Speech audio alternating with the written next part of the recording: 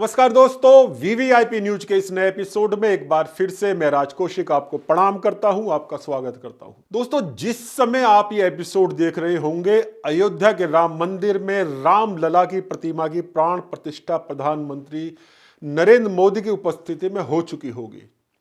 भारत के राम भक्तों की नहीं बल्कि पूरी दुनिया के राम भक्तों की निगाहें राम मंदिर की तरफ लगी हुई हैं।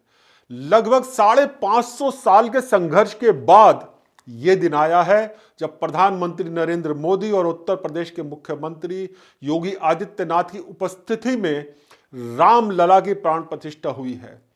इस मंदिर का भवन इस तरह से तैयार किया गया है कि कम से कम 1000 साल तक उसे कोई नुकसान ना पहुंच सके। ये तय है कि भविष्य में मंदिर को देखते हुए प्रधानमंत्री नरेंद्र मोदी और मुख्यमंत्री योगी आदित्यनाथ को जहां लोग याद करेंगे, वहीं भारतीय राजनीति की दो शख्सियत ऐसी भी हैं जिनकी यादें भी ये राम मंदिर हमेशा कराता रहेगा। मित्रों, ये दो शख्सियत हैं उत्तर प्रदेश के मुख्यमंत्री रहे मुलायम सिंह यादव और दूसरे पूर्व मुख्यमंत्री कल्याण सिंह। विधि का विधान है कि जहां मुलायम सिंह यादव हर तरह से बाबरी मस्जिद ढांचे को बनाए रखने के पक्ष में थे और दूसरी तरफ कल्याण सिंह हर हाल में राम मंदिर बनाए जाने के पक्ष में थे, दोनों ही शख्स आज हमारे बीच नहीं हैं। लेकिन राम मंदिर और बाबरी ढांचे के मुद्दे पर इन दोनों ही नेताओं के कार्य और निर्णय ऐसे रहे हैं कि इन्हें कभी भुलाया नहीं जा सकता।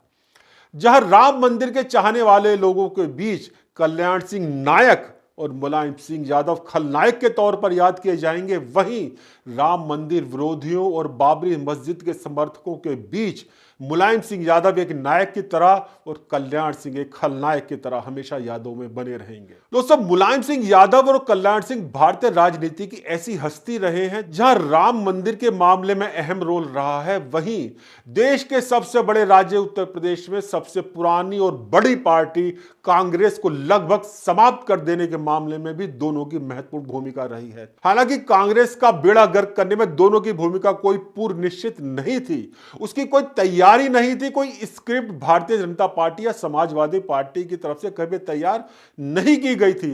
लेकिन राम मंदिर के मामले में इन दोनों नेताओं की जो भूमिका रही, उससे खास तौर पर उत्तर प्रदेश की राजनीति में हिंदू मुस्लिम वोटों का बंटवारा कुछ इस तरह से हो गया कि कांग्रेस के पास ना माया बची ना राम। परिंदा भी पर नहीं मार सकता जैसे बयान देकर जहां मुलायम सिंह यादव ने अल्पसंख्यकों को अपनी तरफ आकर्षित किया, वहीं अयोध्या में कार सेवकों पर गोली चलवाकर उन्होंने अल्पसंख्यकों को अपना मजबूत वोट बैंक बना लिया।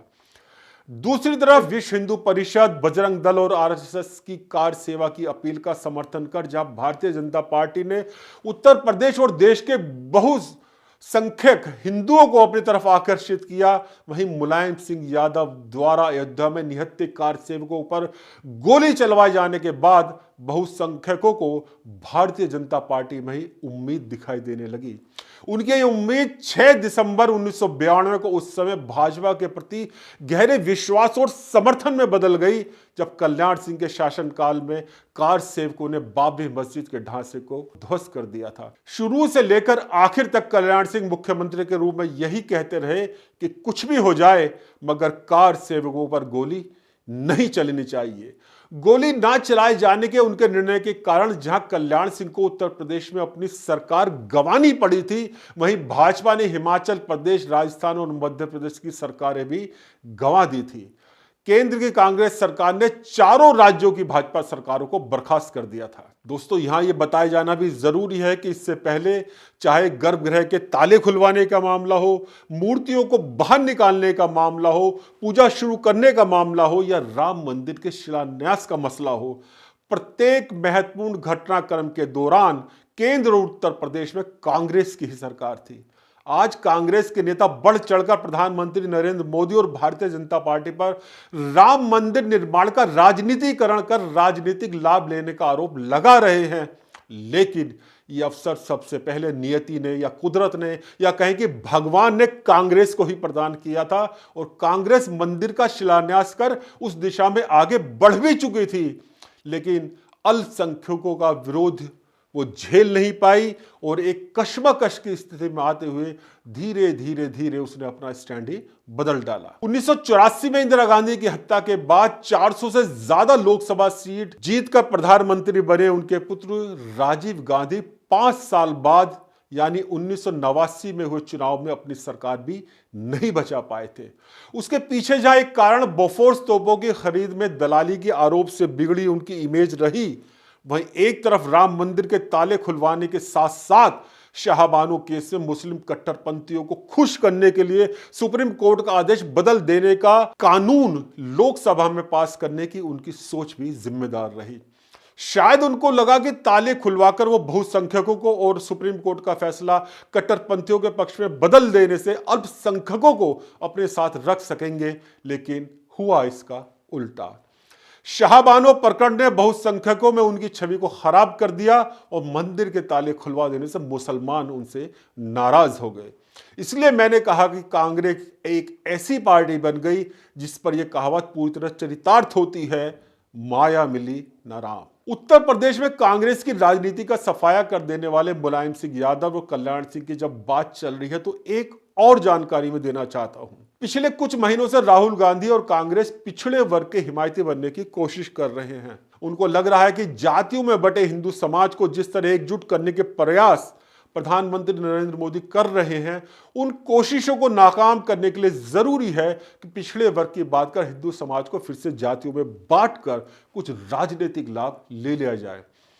राहुल गांधी और कांग्रेस अपने प्रयासों में कितने सफल होंगे ये तो भविष्य बताएगा, लेकिन फिलहाल मैं ये बताना चाहता हूं कि उत्तर प्रदेश में कांग्रेस की राजनीति का सफाया कर देने वाले मुलायम सिंह यादव और कल्याण सिंह दोनों ही पिछड़े वर्ग के नेता थे। पिछड़े वर्ग की बात करते हुए कांग्रेस के नेता ये भूल जाते हैं कि पिछड़े वर्ग में आने वाला यादव समाज आज भी समाजवादी पार्टी के साथ जुड़ा हुआ है और कल्याण सिंह वाला लोधी समाज मजबूती के साथ भाजपा के साथ खड़ा हुआ है। पिछड़े वर्ग के कल्याण सिंह को गाली देने से और मुलायम सिंह यादव से दूरी बना लेने से कांग्रेस के साथ कौन सा पिछड़ा वर्ग आ जाएगा ये कहना बहुत मुश्किल है। दोस्तों, जैसा मैंने बताया, बहुसंख्यकों के बीच कल्याण सिंह एक नायक के रूप में और अल्पसंख्यकों के लिए खलनायक के रूप में याद किए जाएंगे। उसके कुछ कारण हैं। उन कारणों को समझने के लिए हमने कल्याण सिंह पर एक रिपोर्ट तैयार की है। आगे बढ़ने से पहले आइए देखते हैं वो रिपोर्ट। 6 दिसंबर 1992 को जब अयोध्या में कार सेवकों ने बाबरी मस्जिद का विवादित ढांचा गिराया तो उस समय कल्याण सिंह ही उत्तर प्रदेश के मुख्यमंत्री थे। ढांचा गिरने के बाद उन्होंने अपने पद से इस्तीफा दे दिया था। इस दौरान उन पर लापरवाही के आरोप भी लगे। कल्याण सिंह ने राजनीति में अपनी अलग छवि बनाई। उनकी विचारधारा कई लोगों को पसंद नहीं आती थी। उन्हें अयोध्या में राम मंदिर निर्माण का नायक भी माना जाता है। इसकी एक बड़ी वजह यह है कि 90 के दशक में राम मंदिर आंदोलन अपने चरम पर था और इसके सूत्रधार कल्याण सिंह थे। उन्हीं की बदौलत ये आंदोलन उत्तर प्रदेश से निकलकर पूरे देश में फैल गया था। कल्याण सिंह शुरू से ही राष्ट्रीय स्वयंसेवक संघ RSS के जुझारू कार्यकर्ता थे और राम मंदिर आंदोलन में उन्हें संघ का भी पूरा समर्थन प्राप्त हुआ। कल्याण सिंह की हिंदुत्व छवि का फायदा बीजेपी को भी मिला और 1991 में यूपी में पार्टी ने सरकार बनाई। उत्तर प्रदेश में ये पहला मौका था जब बीजेपी ने इतने प्रचंड बहुमत के साथ कल्याण सिंह के नेतृत्व में सरकार बनाई। इस दौरान मुख्यमंत्री की कुर्सी पर बैठने के बाद कल्याण सिंह के कार्यकाल में राम मंदिर आंदोलन उग्र हो चुका था। इसका नतीजा ये हुआ कि साल 1992 में हजारों की भीड़ ने बाबरी मस्जिद का ढांचा गिरा दिया। इस घटना के बाद न सिर्फ देश में बल्कि विदेश में भी हंगामा मचा। ढांचा गिरने के साथ ही कल्याण सिंह ने इसकी नैतिक जिम्मेदारी लेते हुए 6 दिसंबर 1992 को सीएम पद से इस्तीफा दे दिया था। देश में मचे हंगामे के बीच कांग्रेस और समाजवादी पार्टी ने कल्याण सिंह पर बाबरी मस्जिद विध्वंस की साजिश रचने का आरोप लगा दिया। इस घटना के बाद गठित लिब्राहन आयोग ने पूरे मामले की रिपोर्ट पेश की और पूर्व सीएम कल्याण सिंह को मुख्य दोषी करार दिया। हालांकि कल्याण सिंह आखिरी सांस तक बाबरी ढांचे गिराए जाने में अपनी भूमिका से इनकार करते रहे, लेकिन उन्होंने उस घटना को लेकर क्षमा मांगना या अफसोस जाहिर करना तो दूर रहा, हमेशा यही कहा कि उन्हें इस पर गर्व है। वो बार बार स्वीकार करते रहे कि कार सेवकों पर गोली ना चलाए जाने के लिखित आदेश उन्होंने दिए थे। उनकी ये स्वीकारोक्ति जहां मुसलमान के बीच उन्हें खलनायक बनाती रही, वहीं हिंदुओं के बीच उनका कद बढ़ाती रही, उन्हें नायक के रूप में स्थापित करती रही, जिसका भरपूर राजनीतिक लाभ भाजपा को मिलने लगा। दोस्तों, मुलायम सिंह यादव विवादित ढांचे के स्थान पर राम मंदिर बनाए जाने के पक्ष में नहीं थे। वो हर हाल में बाबरी मस्जिद के ढांचे की सुरक्षा करना चाहते थे। उनके पुत्र और समाजवादी पार्टी के मौजूदा अध्यक्ष अखिलेश यादव ने भी 22 जनवरी के निमंत्रण को ठुकराकर अपनी मंशा स्पष्ट कर दी है। हालांकि इस पूरे प्रकरण में देखा जाए तो मुलायम सिंह यादव की इच्छा का भी कहीं ना कहीं सम्मान हुआ है। मुलायम सिंह चाहते थे कि बाबरी मस्जिद का ढांचा ना गिरे, लेकिन अगर वो ढांचा बरकरार रहता तो ये विवाद भी हमेशा बना रहता।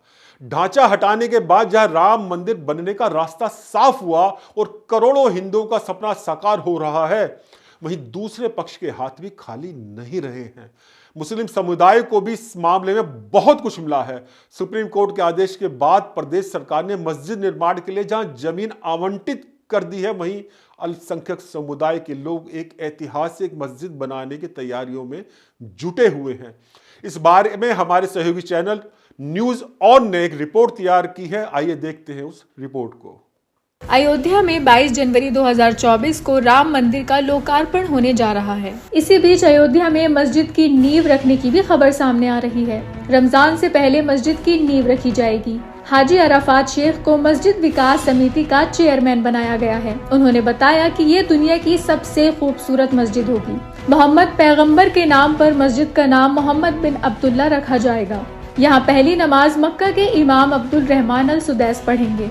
साथ ही उन्होंने कहा कि ये मस्जिद ताजमहल से भी खूबसूरत होगी। इस मस्जिद में 5 मीनारें होंगी जो इस्लाम के 5 स्तंभों कलमा, नमाज, रोजा, हज और ज़कात का प्रतीक होंगी। उन्होंने ये भी बताया कि जब शाम ढलेगी तो शाम की नमाज के साथ मस्जिद में फव्वारे जीवंत हो उठेंगे। इस खूबसूरत मस्जिद में सूरज ढलने के साथ लाइटें भी जल जाएंगी और सुबह सूरज निकलते ही अपने आप बंद हो जाएंगी। शेख ने यह भी कहा है कि यहाँ का एक प्रमुख आकर्षण वजू खाना या स्नान स्थान के पास बड़ा मछली घर होगा, जिसमें पुरुषों और महिलाओं के लिए अलग अलग स्थान होंगे। इस मस्जिद के बगल में विभिन्न सुविधाएं उपलब्ध कराई जाएंगी और इसे पर्यटन स्थल भी घोषित किया जाएगा। मस्जिद में न केवल दुआ होगी बल्कि दवा भी होगी, यानी मस्जिद में 500 बेड का विश्व स्तरीय कैंसर अस्पताल होगा और यूपी के किसी भी व्यक्ति को बेहतर इलाज के लिए कहीं और नहीं जाना पड़ेगा। इतना ही नहीं, इसमें डेंटल, मेडिकल और इंजीनियरिंग के विभिन्न कॉलेज भी होंगे। मस्जिद में वेज और नॉन वेज दोनों तरह का खाना तैयार किया जाएगा और एक समय में 5000 लोग एक साथ खाना खा सकेंगे। मस्जिद का निर्माण राम मंदिर से 25 किलोमीटर दूर धन्यपुर में किया जा रहा है। जिस जगह पर इस मस्जिद का निर्माण किया जा रहा है उसे उत्तर प्रदेश सरकार ने अयोध्या विवाद में सुप्रीम कोर्ट के आदेश के बाद मुस्लिम पक्ष को दे दिया था। ये मस्जिद आस्था का बड़ा केंद्र होगी। दुनिया के सभी धर्म के लोग शांति और सद्भाव के लिए इस स्मारक को देखने आएंगे।